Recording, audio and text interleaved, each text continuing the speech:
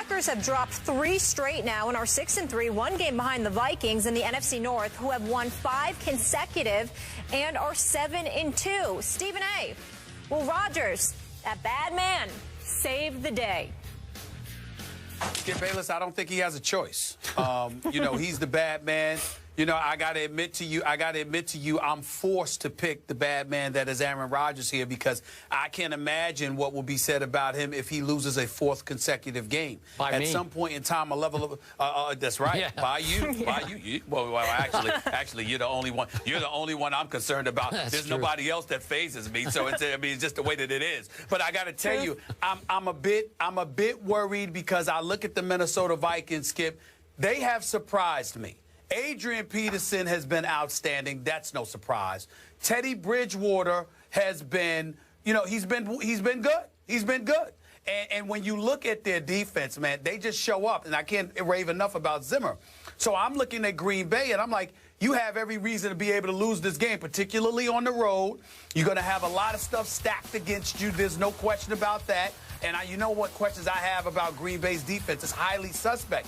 But I just think desperate times call for desperate measures. And I think this is one of those games where we're going to see and witness the greatness of Aaron Rodgers come shining through because Minnesota being in first place now in the NFC North, you lose this game, in all likelihood, you lose the division to Minnesota. You're right. I think that Green Bay's back's against the wall.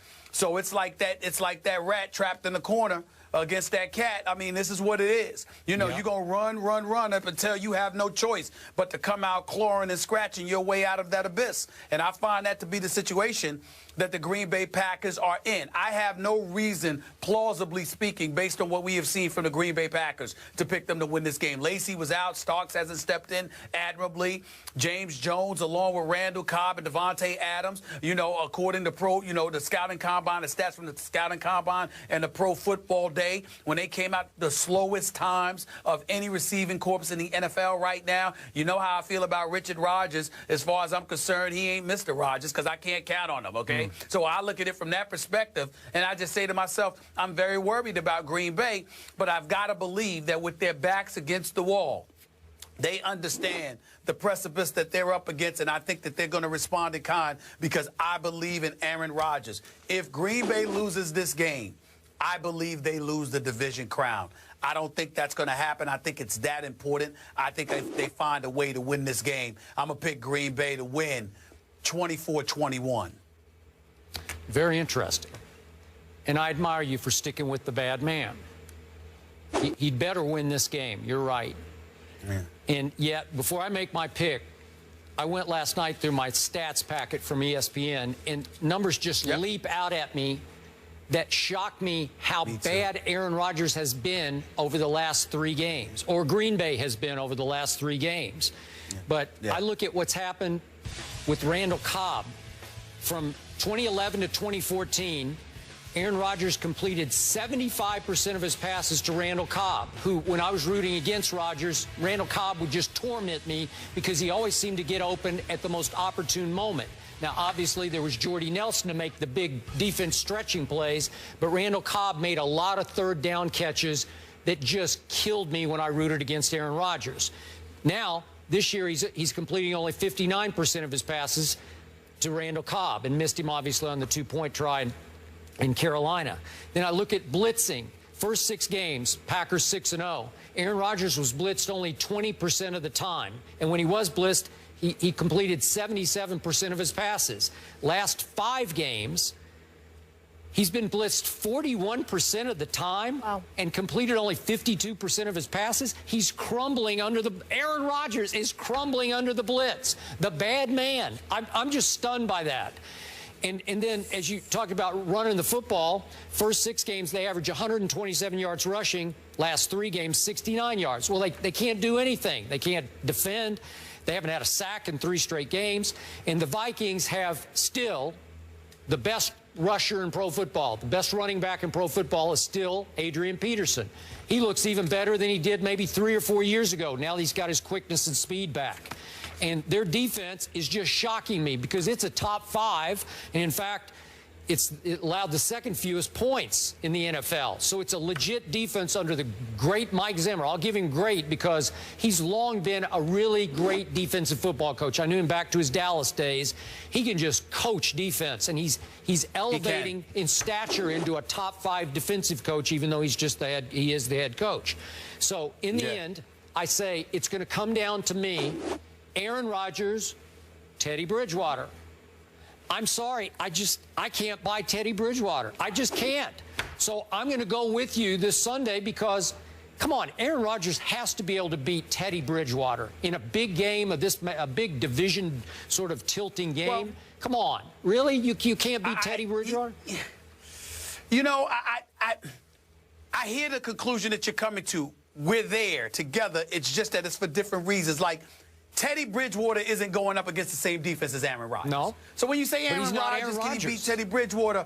I know that. He's not Aaron Rodgers, but Zimmer and the way, this is the #2 ranked defense in the NFL we're talking about here.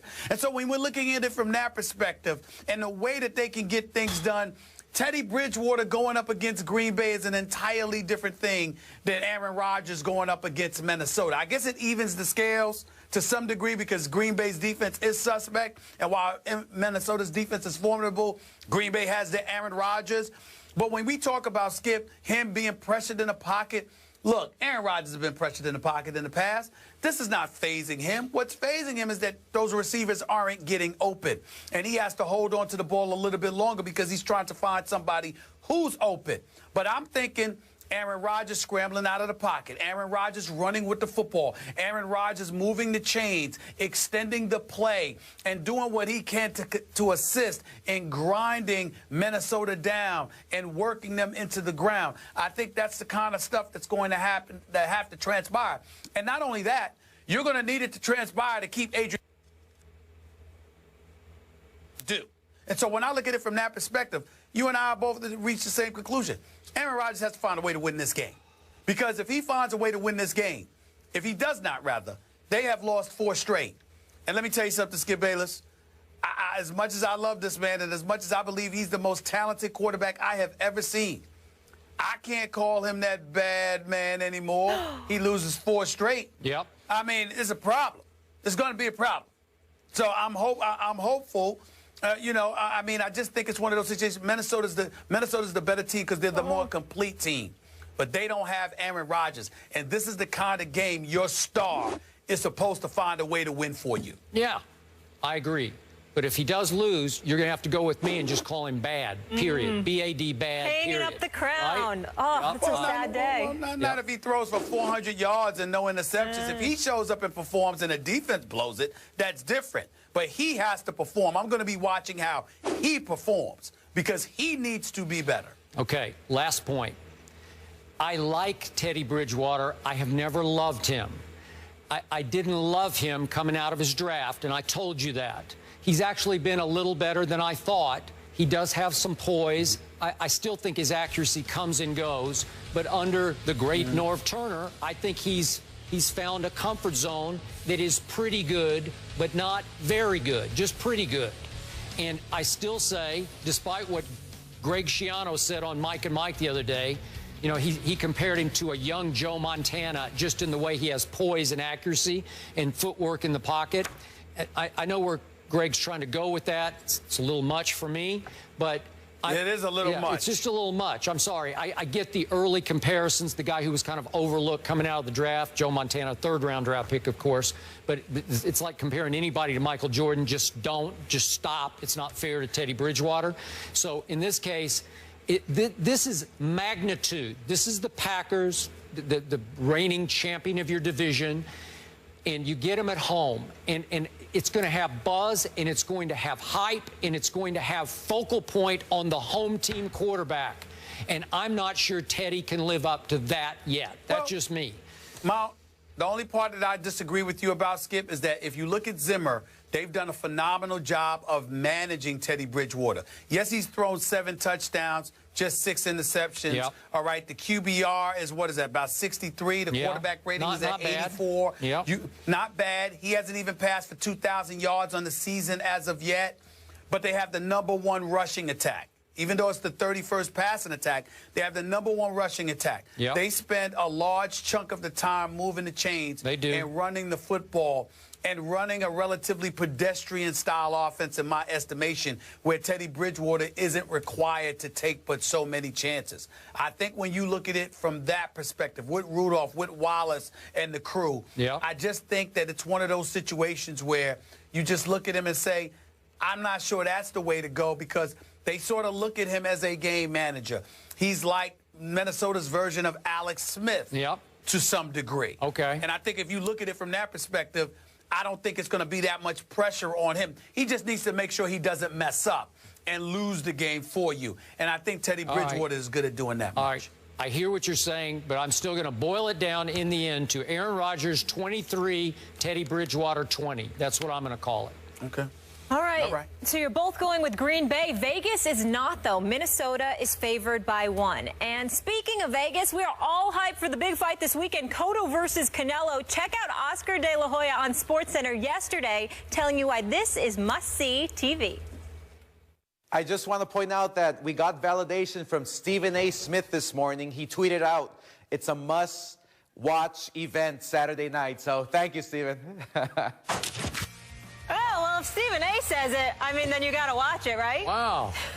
I appreciate the love, Oscar. I appreciate the love. Hype master, Stephen A. Yes. Smith. Yeah. Yeah. Hey, he's got it's a worth future it. in that. Skip. I know Skip, it is. Molly. Yes. I'm serious. This fight is worth it. I'm buying the fight and looking forward to spending the money on this one. Likewise. You got to see this fight. Agreed. Got to see this fight. That makes 3 of us. More First Take back in a minute.